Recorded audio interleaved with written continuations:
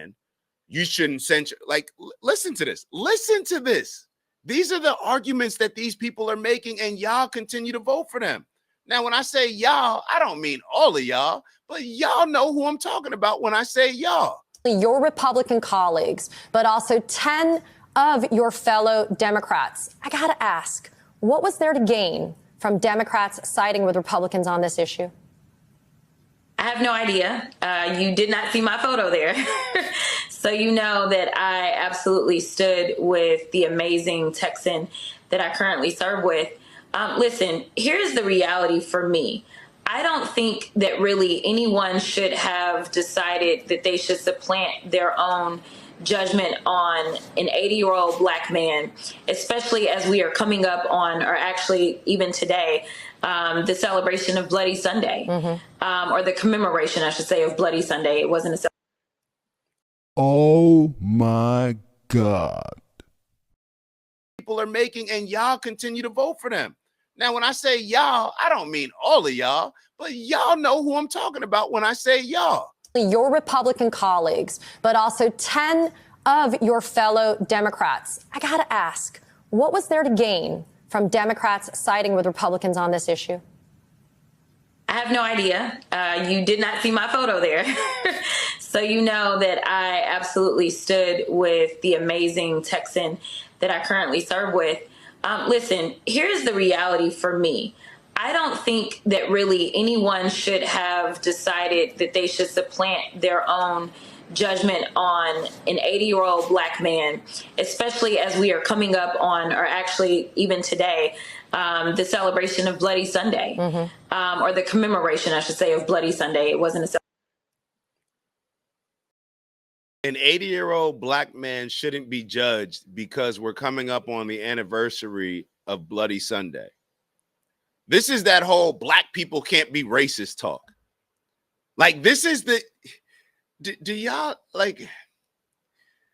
not see what victimhood breeds? Like, can we not see what victimhood breeds? So pretty much, because he's an 80-year-old black man, he can't be held accountable for his actions. That's pretty much what Jasmine Crockett said. And especially as we are coming up on, or actually even today, the celebration of Bloody Sunday, or the commemoration, I should say, of Bloody Sunday. It wasn't a celebration for sure. And, you know, this is someone who lived through the civil rights era and saw the dogs and saw the hoses and saw the police bludgeon and bloody people. And so he understands history in a little bit of a different way than probably anybody else or most other people sitting in that chamber. And so to decide that we were going to cast judgment on what he was feeling as the president decided to get up there and lie, as we know he always does, and say that he had a mandate. We know that he did not run on this idea of cutting out Medicaid or cutting Social Security. In fact, every time we said it, the Republicans said that we were lying. Every time we said that they were looking to Project 2025, they said we were lying. And now we know that the liar in chief did exactly what he's always done, which is lied. And for whatever reason, the American people did not trust us when we told them exactly what was going to happen. So, you know, I voted, obviously, not to do this to Al Green, not to mention, as we sat there, one of the things that no one is talking about is that Marjorie Taylor Greene was not, she was violating House rules as well. We are not allowed to wear any hats whatsoever, no matter what. Yet she sat there on that same day and she was wearing a hat. She was wearing a MAGA hat, and that was out of decorum. And no one said anything to her. Well, the hypocrisy.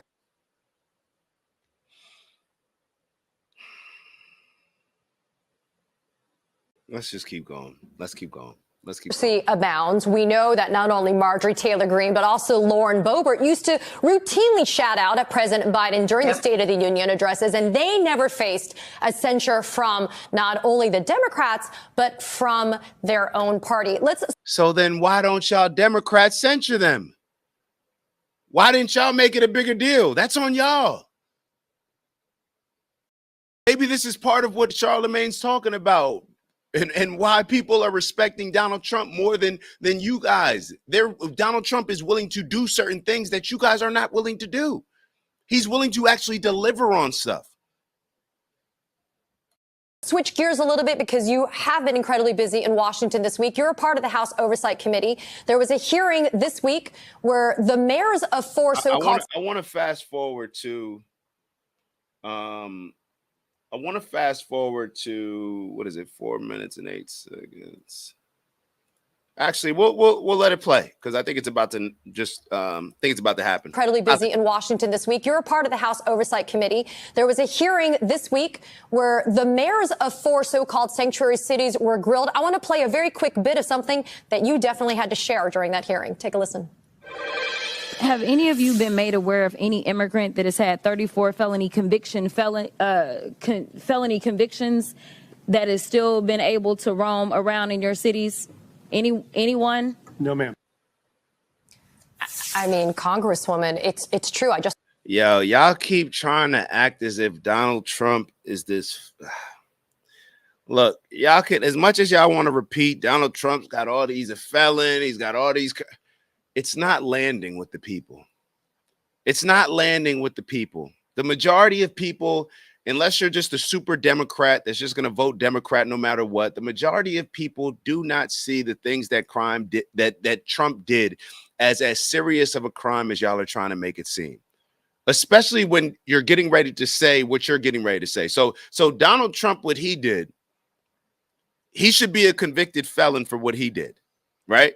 Donald Trump, he should have all these counts. What is it, 34 counts or whatever, however many counts that he got convicted of for whatever he did, right? For whatever he did. But then at the same time, Jasmine Crockett doesn't believe that. Y'all know what it is. It's Dak from the OG Network. Man, I just want to thank y'all. That's right, to thank y'all for all of your tremendous support over the years, whether you've been rocking with us from the beginning or maybe this is the first show that you're checking out on the network. We want to thank you nonetheless. And we have an ask, all right? We have a goal of reaching 20,000 subscribers by the end of March. That's right, 20K by the end of March. It's not a real goal unless you put a date on it. And with that, we need your help. So we ask that if you are enjoying the content that you like, subscribe if you haven't already. And if you're feeling real generous, maybe share with some friends and family. All right, I'll let y'all go. And once again, thank you for your continued support. And we look forward to growing with y'all. See y'all soon. Ew. People who enter America illegally, that should be considered a crime. Talked about the hypocrisy from the GOP. They're so quick to want to round up people on the streets. They don't really even bother to care, if they look brown or black or whatever, it's okay. But in this instance, this is disgusting race baiting. If they look black or brown, they don't care. It's okay.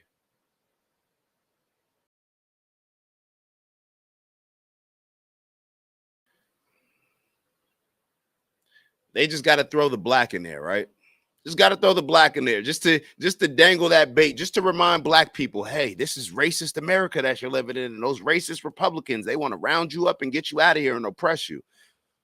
you do have a 34 felony convicted felon that lives in the Oval Office. If they need the address, I'm happy to give it to them. But what is going on here in terms of trying to kind of exact some type of pressure and a pound of flesh out of these mayors? Yeah, so first of all, shout out to all the mayors, and I am saying all the mayors. It was definitely interesting to listen to the mayor of New York, but nevertheless, I will say that the mayors as a whole, they really did kind of stand their ground against. And of course, she's talking about Mayor Eric Adams. It was interesting to listen to him. It was interesting to listen to him because he actually called out the problems that New York was being faced with. The fact that what was it, $6.9 billion of taxpayer monies were spent on this illegal migrant crisis.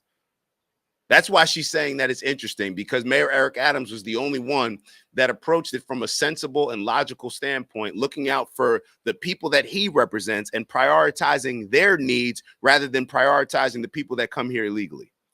What they were attempting to do to them.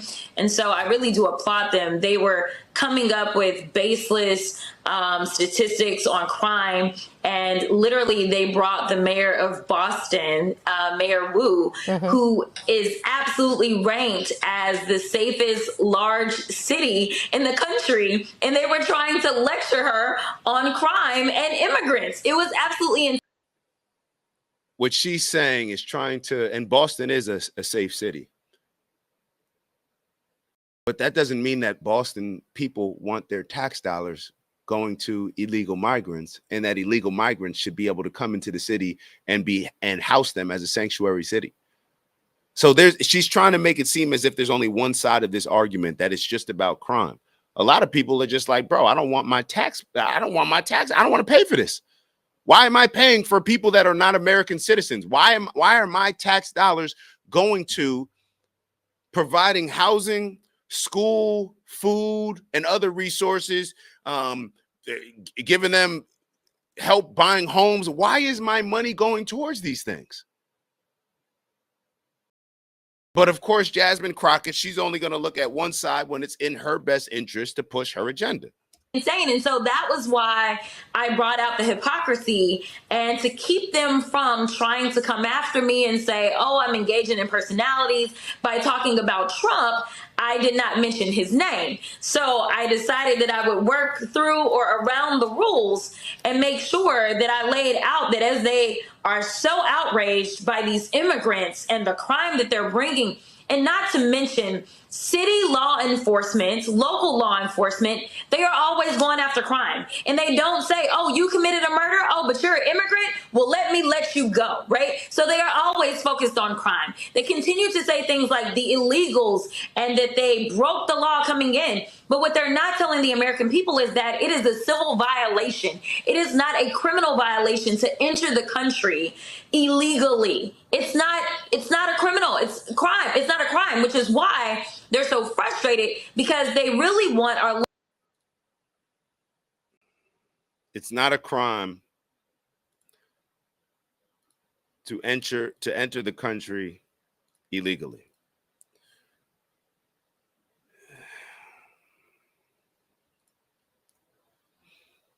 What she's trying to say is that it's just a civil violation. Now,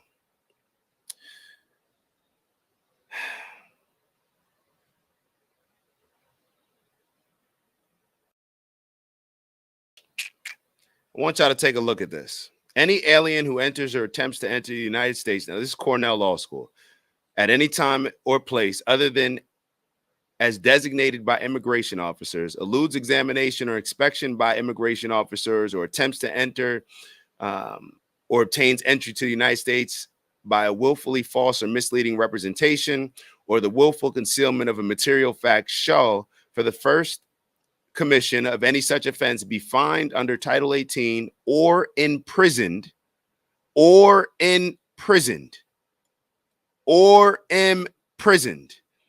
more than 6 months or both, and for a subsequent commission of any such offense be fined under Title 18 or imprisoned not more than 2 years or both.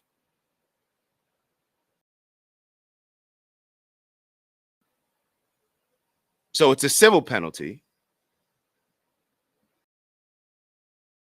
but it is also a crime that can land you in prison for no more than 6 months. But that's prison, right? No more than 6 months. So I don't know why she's saying the things that she's saying. Maybe there's some wiggle room for her to try to push it as just a civil violation. Based on this, I don't see, I mean, what does this say? Civil penalties under the subsection are in addition to and not in lieu of any criminal or other civil penalties that may be imposed. So I don't know why she's trying to say the things that she's saying. And it's just pretty rich to act as if Donald Trump is one of, like, he's a felon, he's a convicted felon. Y'all want to push that, right? We want to push that. We want to overemphasize that. We have no problem when the DOJ is weaponized against Donald Trump for things that a lot of people have not been convicted of, right? No problem with that. But then when it comes to illegal migrants coming into the country, we want to be clear, that's not a crime. Now, let me also ask you guys this. When you have a Jasmine Crockett, who for whatever reason is becoming pretty well known in the Democratic Party, when you have her saying that it's not a crime, what do we think that that does to, let's say, somebody who's considering coming into the country illegally? Do you think that that entices them, incentivizes them to try to come, or does that keep them away? I don't know. I'll let you guys decide on that. So I think we're going to leave that conversation there and move on. Let me make sure that I'm catching up with everything. Shout out to my brother Steve in the building. Shout out to my bro Skeeg in the building. Let me catch up with some of these comments. Let me catch up with some of these. He does look good for 80. I think he's talking about Al Green. Biden wasn't held accountable for selling secrets to China because of his age. Let's talk about it.